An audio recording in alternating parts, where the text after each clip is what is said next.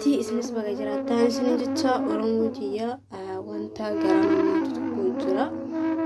Nuti asirraa warri nuti tolee warri gammachuu qabnu warri bakka hirribaa keenya bakka gaarii ta'e warri nyaanni keenya nyaata gaarii nuuf ta'e warri hojiin keenya hojii gaarii nuuf ta'e hojii keenya irratti damuusa keenya fudhachaa miidiyaa kana gizee qabnu irratti kolfinii taphachaa siiqachaa isinis ana waliinuu hunduu seequrra kolfarra tapharra jira. Obboleewwan keenya warri mana hidhaa jiran dhugaa dubbachuu fi baay'ee wanta nama gaddisiisu keessa jiran jechuudha. Saba keenyatu achi keessa jira, nama keenyatu achi keessa jira.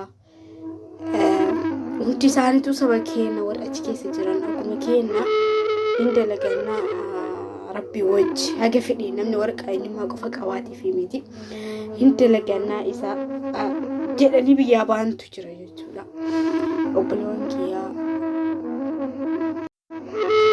Obboleewwan kiyyaa hundi keenya iyyuu osoo warri taphannuus warri qoosnuus warri geemii taphannuus osoo waliigallee ijoollee tana ayyinee waliigalteedhaan takkarra ammallee irra deebinee osoo sagalee taanii fi takkarra isaan biratti wanti kun guddaadha. Nuti amma sa'aatii kana waan guddaa nyaannee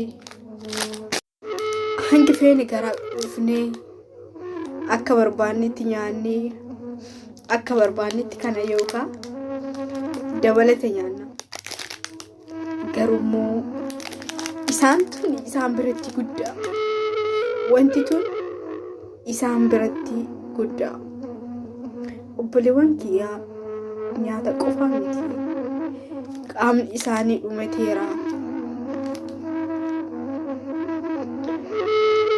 Sagalee ta'aaf hundi keessan warreen har'a miidiyaarraa iyyinu kun boru nu gaafata maaliif ho'ettan nutiin har'a waliin naanii boru kabiraa eenyutu nuna warri waan biraa haasuftaniif warri waan biraa taphattanis amanaa isinitti haa ta'u sagalee keessa biran darbinaa hundi keessanuu birmadhaa fi ol ka'aa warri sa'aatii 24 miidiyaa irratti heeddan miidiyaa kamirratti waa'ee isaanii qofa haasayaa maal yoo